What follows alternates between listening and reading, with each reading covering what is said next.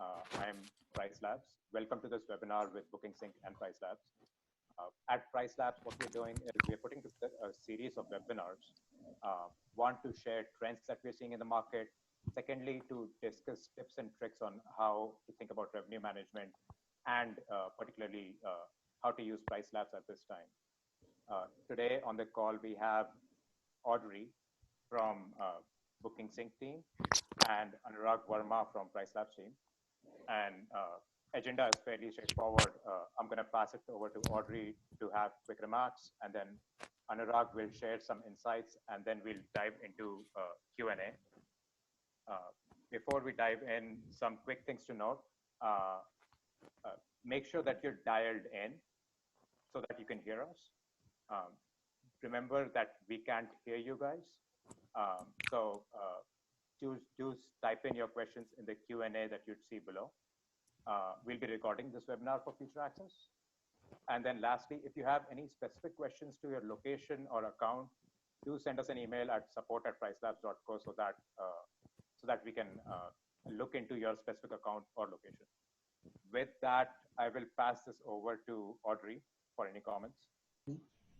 Thanks a lot, Richie, and thanks everyone for joining today's webinar. So yeah, at BookingSync, and thanks to the help of our partners and today PriceLabs, we really want to make sure that we provide you with the right information in this particular context that our industry is facing. So thanks a lot, Anurag and Richie, to take the time today to provide us with the information that you have on your side. As you mentioned, Richie, so this webinar has a bit of a different format than usual. So you won't be able to ask the question through the microphones in the end, but please feel free to share the question in the Q&A, so in the chat, to write them, and we will review them at the end of the webinar. And just a last note that the webinar will be 30 minutes from now on. So that's it on my side. I will give you the word to you, Anurag, if you want to start with the presentation. Sounds good. Thank you so much, Audrey. I'm going to share my screen now. All right. So one of the things we have been looking at over the last few days really started about 10 days back when we started seeing a lot of changes in how bookings happen, is trying to understand what is happening in the market. So anybody who's in the short-term rental industry already knows that there have been mass cancellations because nobody wants to travel right now. Bookings plans that were made have been canceled, concerts have been canceled, big events, major events around the world have been canceled. What we wanted to really dive into in this 10-15 minute sort of data dive is not so much focus on the cancellations, but focus a little bit more on new bookings. So we want to understand, are new bookings still happening? What's the volume coming in? And has there been a change in behavior or in the type of new bookings that come in? And we are doing this from the perspective that we really have, in some ways, no control over cancellations. But from a short-term rental perspective, to sustain the business in some ways, if there are some new bookings still coming in, then it's important to know what those are and how to cater to them.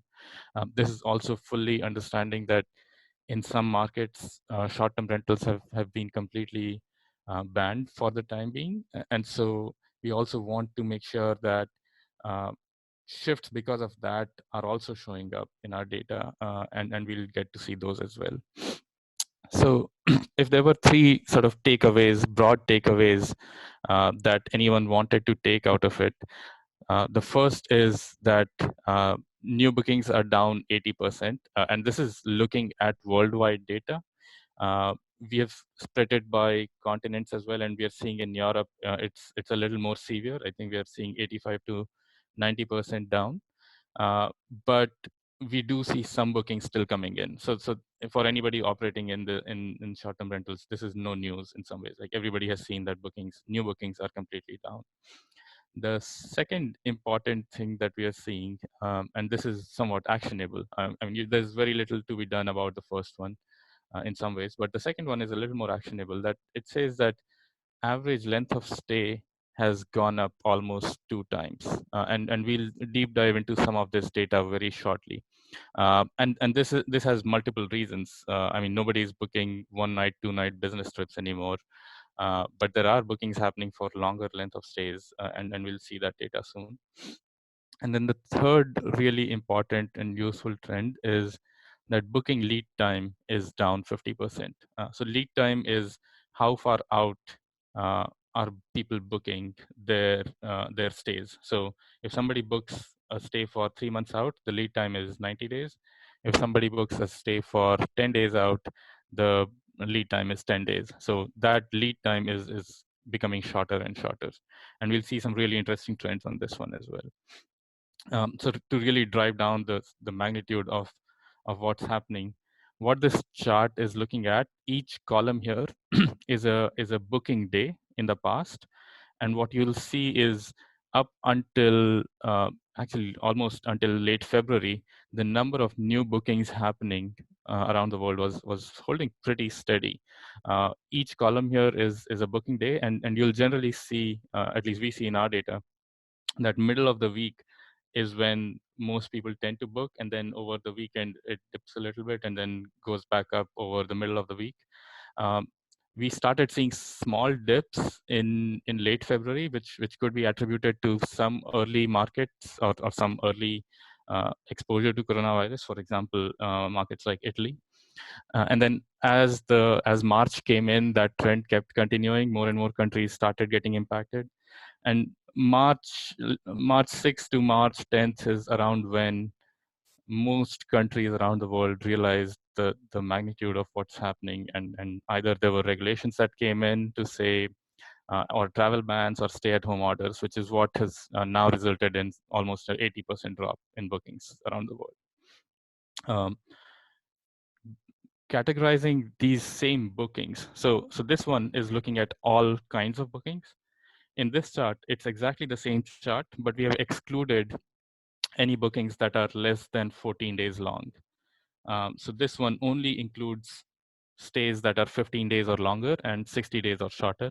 And what we are seeing is that the volume of those bookings has actually gone up. That is not to say that the demand overall has gone up, because in short-term rental industry, most stays tended to be below 14 days, which is why the overall volume is down. But the important thing is here that's somewhat actionable is that bookings that are longer actually are going up. So if there is a way to attract those bookings, there might be still some revenue that short-term rental property managers or hosts can salvage in some ways.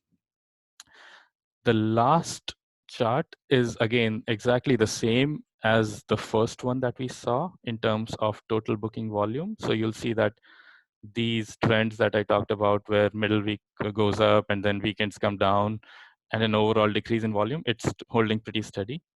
But this one is categorized by how far out someone is making a booking. So the purple here is people who book, guests who made bookings for more than 6 months away. And that was always somewhat of a smaller portion of all bookings. But 2 to 6 months away, that was a significant chunk of bookings. Similarly, 1 to 2 months away was significant, and then 15 to 30. What we are seeing is anything that was more than 7 days out, which constituted a major chunk of all bookings that were being done about a month back, that has more or less dried up. You'll see that all of that has become these really thin slivers. What we are seeing is same day bookings, which are in gray, and then in blue, bookings made within the last 1 week. Those used to be about, I would say about 30% of all bookings.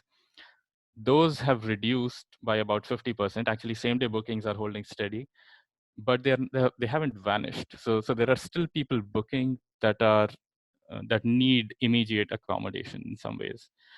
And from that perspective, we are seeing that if you can do something around your pricing strategy to, one, try and cater to longer stays and make those attractive, and two, really have some amount of last minute deals that are able to attract people who want to book last minute stays, that's going to give some benefit. The other important thing to note here is, given that people have all but stopped booking for far out dates, the peak in a lot of markets, the peak summer season that's going to come up very soon uh, is not getting very many bookings. And that means that a lot of calendars for the summer season are going to be empty or close to empty. But because they are so far out, we don't know how things will recover around the world right now. It's still possible that if things get better, uh, once things get better, and we'll be monitoring these trends and sharing these trends, that maybe there'll be an uptake and summer will more than make up for it. Maybe it won't. So we'll be monitoring these trends. But if you can, from that perspective, given that nobody's booking far out, 2, 3, 4 months out, if anybody is making a booking right now, you really need to make sure to give them a flexible cancellation policy. I know cancellations are hard on everyone, but right now, almost no one who's booking knows what their plans are going to be with certainty. So it's important to let your guests know that, hey, we understand that this is a troubling time, and we're okay with offering flexible cancellation policies. The last one is restrictions, where uh, a lot of people have length of stay restrictions for operational reasons. Again, with COVID-19, operations have been severely impacted. So revisit those restrictions to see, are you okay taking shorter bookings now? Or you could do something like in PriceLabs, there is a setting for having rolling minimum stays. So you can say, outside of 15 days, I want longer bookings, but inside 15 days, I understand I'll take whatever demand is there, and it's okay, even if we get shorter bookings that we wouldn't have otherwise taken. So if you're a property manager working with an owner, then do check in with them to find out if they are okay with fewer restrictions and things like that. And if you're a host yourself, then see if you can be a little more flexible with minimum stay restrictions and things like that. Those were my main takeaways. If you have any questions, you can always send them, market-specific questions. You can always send them to support@pricelabs.co or type them in there as well in here. But for now, I'm going to leave my screen on this slide so that we can keep this on and take your questions. Cool. Thank you, Anurag. Participants, just a quick reminder, at the bottom of your screen, you'd see a Q&A. Feel free to type in your questions there, and we'll go ahead and answer them. Just a quick reminder also, there is also a chat button. If you do type it in chat, we can't respond back to you there. So remember to ask the questions in Q&A box.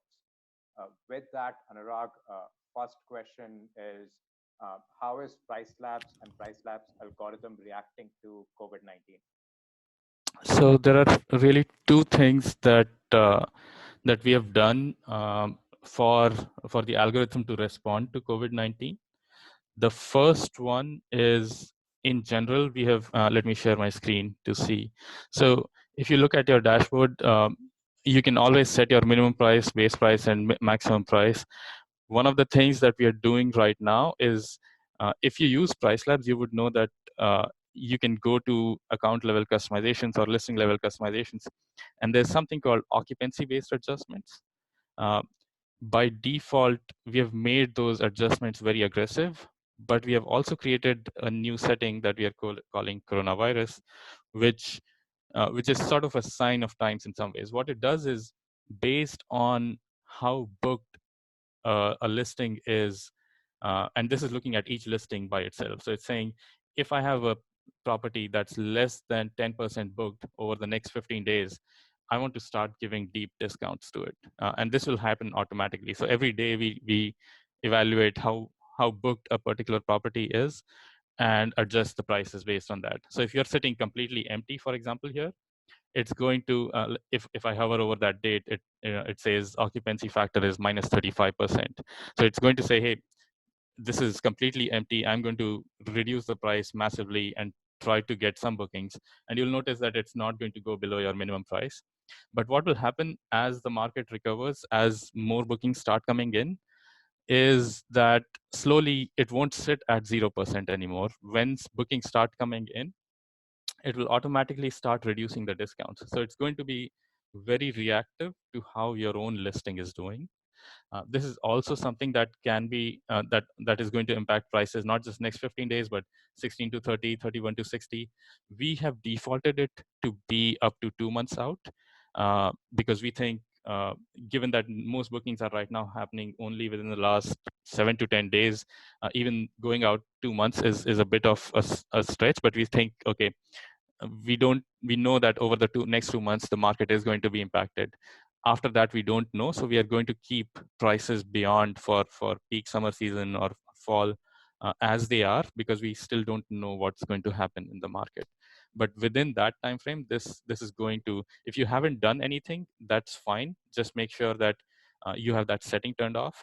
But we are recommending everyone to go in and select this setting so that you really get those aggressive adjustments based on how your own bookings are coming in.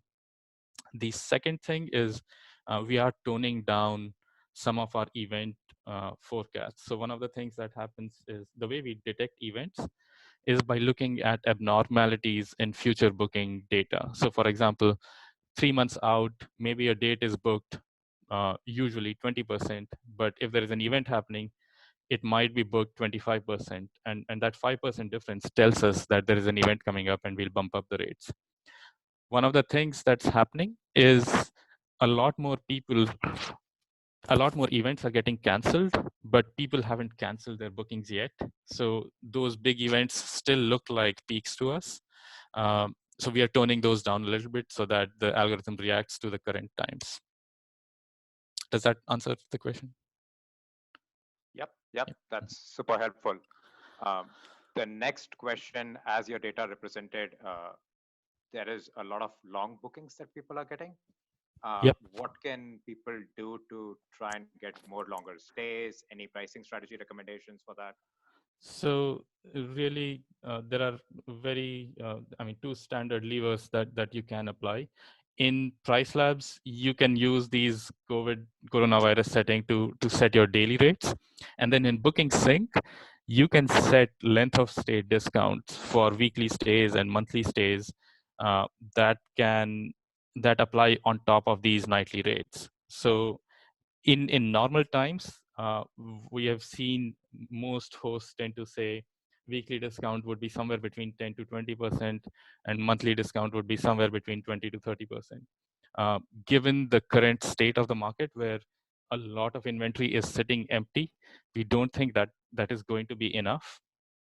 You might need to make those length of stay discounts a little more aggressive. The other thought is around length of stay. Like, should you start changing your length of stay to only allow longer bookings? For example, you could come in here and say, okay, for all my BookingSync listings, I want to say have a minimum stay of 7 nights and above. Um, and we are generally saying that you shouldn't do that. What you can do is have a minimum stay. Suppose 2 nights is the lowest you want to go.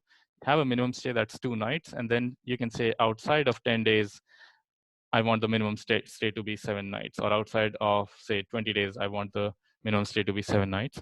What you're doing is, given how less demand there is out there, you're saying I'll take uh, shorter bookings right now, because even if shorter bookings do come in, our lead time is suggesting that those bookings are mostly going to be within the next 1 week.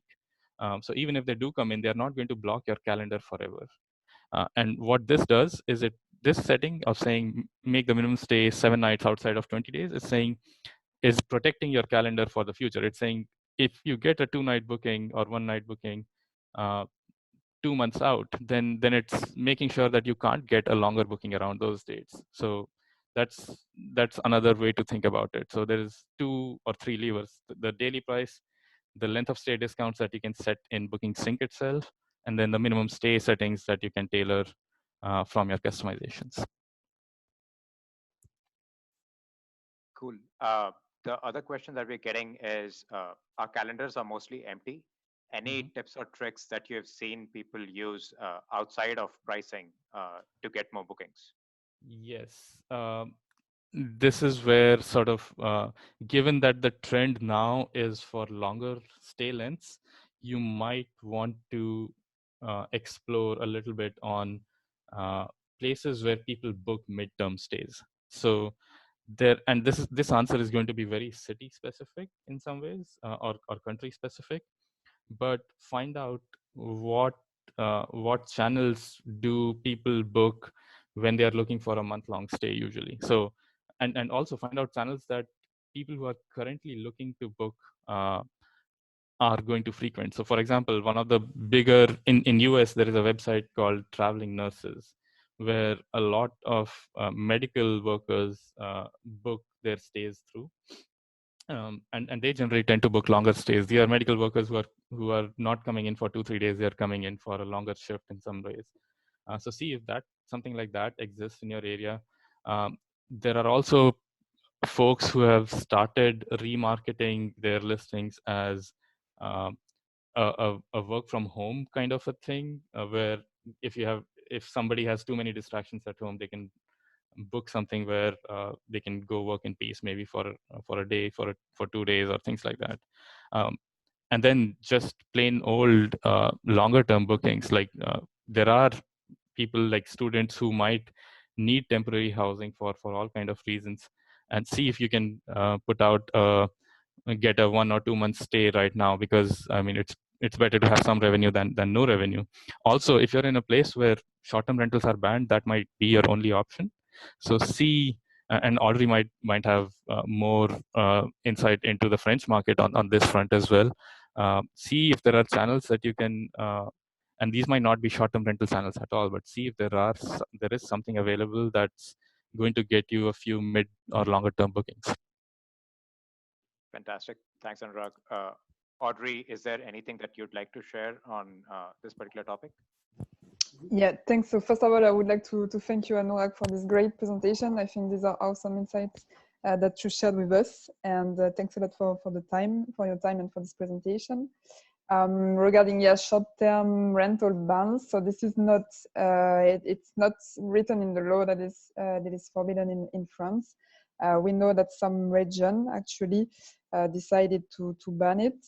I don't have official information on my side, so I wouldn't like to share any wrong information, but for sure make sure to check the laws and the restrictions on your, I would say, area, on your region, to know what is possible to do, what is not possible to do. And feel free to get back to us if you have any doubts or any questions. And yeah, so that would be it on my side. I'm not sure if there are more questions from the participants. We have 5 to 10 more minutes. So if you have guys any more questions, please feel free to share them in the chat. Great, thanks, Audrey. Yeah, like Audrey said, we have 5 more minutes. If you have questions for anyone who joined recently, there's a Q&A button at the bottom. Feel free to type in your questions there. And also, we'll be recording this webinar and sharing that with you guys. We have a question which is, how do we make our discounts visible on Airbnb? Audrey, I think you might have a better idea of whether if somebody puts in a discount in BookingSync for certain stays, will those show up on Airbnb? Or our general recommendation would be you can set up date specific or discounts, weekly, monthly discounts, and those, if you set them up directly on the OTA, of course they will show up, but we know that it's also sometimes possible through the PMS itself. Yeah, so there might be some, I would say, so some restrictions on some channels, but as far as I know, all the discounts that will be actually set up in PriceLabs are coming to BookingSync, and thanks to the synchronization we have with the channels, they will be automatically sent to Airbnb. So my answer would be that yes, if you set up discounts on PriceLabs, it will be sent to BookingSync, and we will send that information to the channels, Airbnb included. So I'll add a quick correction to that, Audrey. This is part of your answer is accurate. What we send to BookingSync, if you have all these settings and discounts set up in PriceLabs, and suppose you select these dates and put in a further discount, Okay. all those are used to calculate a daily rate, and that daily discounted rate is sent to BookingSync. BookingSync will then send that the rate that PriceLabs sent to the OTAs. So if somebody is booking on the OTAs, they will see a reduced rate, but they'll not know that there is a discount. It's a I discount. think that was the question. Yeah. But in BookingSync, you can also set weekly and monthly discounts, and those do get communicated to the OTAs. So if somebody is booking a longer stay, they will see that there is a weekly discount applying and there's a monthly discount applying. Yeah, thanks for the correction. So Sonia, if you want, I will get back to you. Make sure that I get the right information and that I inform you correctly. So I noted the point, and I will get back to you, Sonia, on this. But yeah, thanks for the clarification, Anurag, and I will confirm it a bit more on my side. Sorry if I'm provided with the wrong information. I mean, this is a complicated time and complicated industry, so I'm sure, yeah, all of us go through this. Thanks. Cool. Thanks, Sonia. We have 2 minutes. One last crystal ball question. Do you see trends changing in coming months? What should people think about summer? Any thoughts or reactions to that? Audrey, do you want to go first? Yeah, so I actually invite all the participants that are here also to watch the webinar we had last Thursday with the company Transparent. It's our new partner. You can find out more information about them on our App Center. And they were actually communicating a nice information that actually, so the level of bookings for this summer is exactly the same as the level of booking that we had 1 year ago, meaning that people are not canceling their bookings for this summer yet. There was also a nice information that so probably travel and like the tourism will be more domestic, meaning that, for example, French people will probably stay in France, Spanish people will probably stay in Spain. And so European markets are already quite domestic. For example, in France, 60% of the tourists are French. So these are markets that, so for them, it's not going to be a big change.